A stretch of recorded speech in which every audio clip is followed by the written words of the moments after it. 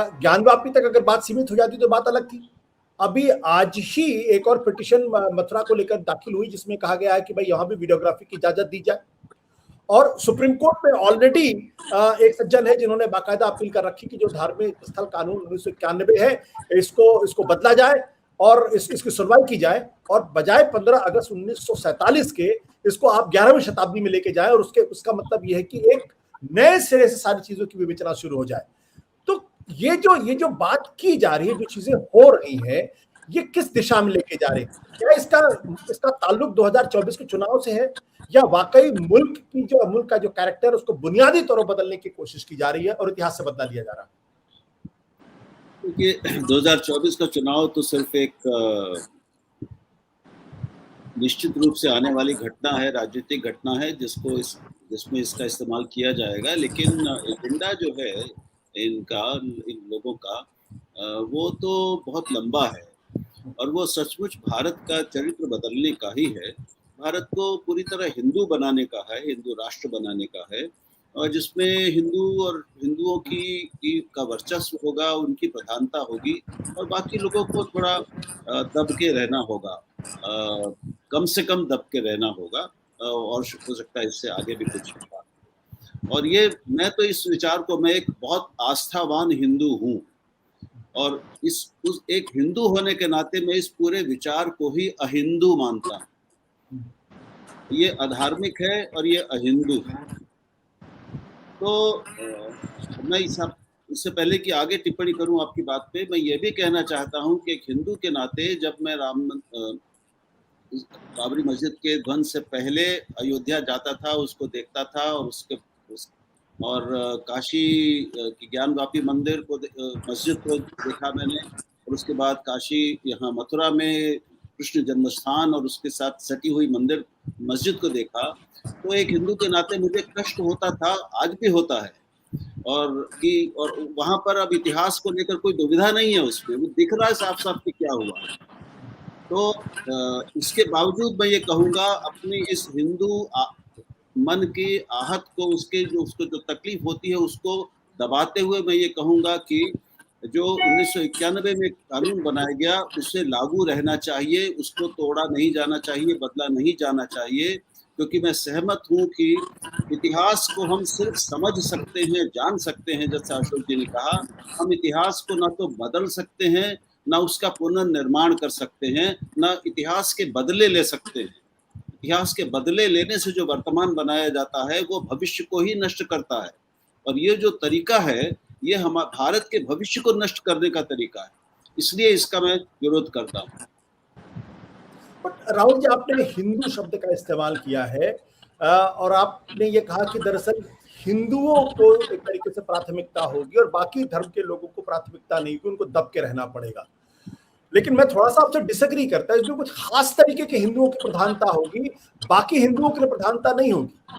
बाकियों को तो ट्रेटर और देशद्रोही और पाकिस्तान परस्त चीनी घोषित कर दिया जाएगा। और ये आज हो रहा है, ऐसा नहीं कि आज नहीं हो रहा है, और ये वो लोग कर रहे हैं जो अपने आप को हिंदू धर्म के सबसे बड़े जिसे अलंबरदार मान रहे हैं। तो जो बात आप कह रहे हैं वो कहां जाके रुकेगा? सिर्फ हिंदू होने तक की बात होती तो चलिए 80% 85% जनता को थोड़ा कुछ तो सांत्वना मिलती, लेकिन हकीकत ये है कि आप जैसे लोगों को भी इसमें तकलीफ होगी जब इस तरीके की बातें आगे होंगी। भाई, हम तो आज भी गाली खाते हैं इस तरह की बातें कहने के लिए, तो हमें तो मालूम है कि क्या होगा, और केवल अहिंदुओं के साथ ही नहीं, हमारे जैसे हिंदुओं के साथ भी क्या होगा, क्योंकि हम भी पीटे जाएंगे, हमें मालूम है। तो उसके बावजूद हम ये कर रहे हैं, हमारे जैसे लोग हिंदू होने के बावजूद, क्योंकि हम मानते हैं कि यही सच्चा हिंदुत्व है। अन्याय का विरोध करना ही हिंदुत्व है। अन्याय का साथ देकर हम हिंदू नहीं रह सकते। ये बिल्कुल अपने आप में अजीब बात है, ये घोर अधार्मिक बात हो रही है। हम जानते हैं जैसे अभी जो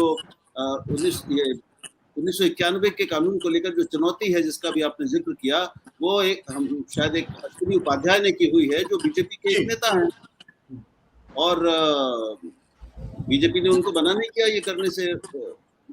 इस तरह वो और भी कई गतिविधियों में संलग्न रहे हैं, अभी मैं उसका जिक्र यहाँ नहीं करूंगा, हम सब जानते हैं उसको, चाहे वो हरिद्वार का मसला हो या वो चाहे दिल्ली जंतर मंतर पे जो चीजें हुई थी, तो उनका एजेंडा बहुत साफ है। तो मैंने तो ये एक बहुत सौम्य रूप से कहा था कि कम से कम दब कर रहना होगा। जो इरादे हैं या लोगों के मन में जो भड़काई हुई भावनाएं हैं, वो तो उनको निस्तनाबूद करने की है। तो वो कर पाए कि नहीं कर पाए, ये होगा कि नहीं होगा, उसकी ज्यादा अनुमान लगाने से कोई फायदा नहीं है। लेकिन अभी हमें क्या करना चाहिए और अभी क्या होना चाहिए, इस पर हम ज्यादा ध्यान करें। और मैं समझता हूँ हर समझदार आदमी इस बात का विरोध करेगा। मैं केवल एक बात कहना चाहता हूँ अपूर्वानंद जी से कि मैं एक तो जब वकील ने कहा कि आप शिवलिंग का शब्द का इस्तेमाल ना करें, तो अदालत ने, शायद न्यायमूर्ति चंद्रचूड़ थे, उन्होंने अपने को सुधार लिया और कहा कि ठीक है, ये नहीं, इसको दूसरा वो किया जाए। फिर उन्होंने कहा अब तो बैलेंस हो गया ना। तो मुझे कम से कम इस पीठ पर और इन न्यायमूर्तियों पर अविश्वास नहीं है, क्योंकि इनमें से ये दोनों जज उस फैसले में शामिल रहे हैं जो अयोध्या के मामले में, राम मंदिर के मामले में हुआ था। मुझे लगता है कि हमें उन पर इतना संदेह नहीं करना चाहिए और उन पर विश्वास करना चाहिए।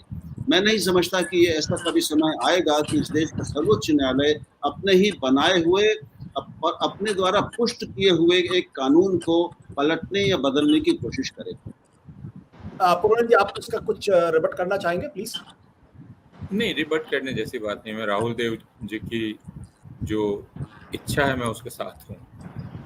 मैं भी संदेह नहीं करना चाहता। मैंने भी कहा कि हम अभी भी उम्मीद करेंगे, लेकिन आपने राम जन्मभूमि बाबरी मस्जिद वाले मसले के फैसले का जिक्र किया, और उस फैसले से ही यह पता चलता है कि आप दरअसल एक नाइंसाफ़ी को कैसे न्याय में बदल देते हैं।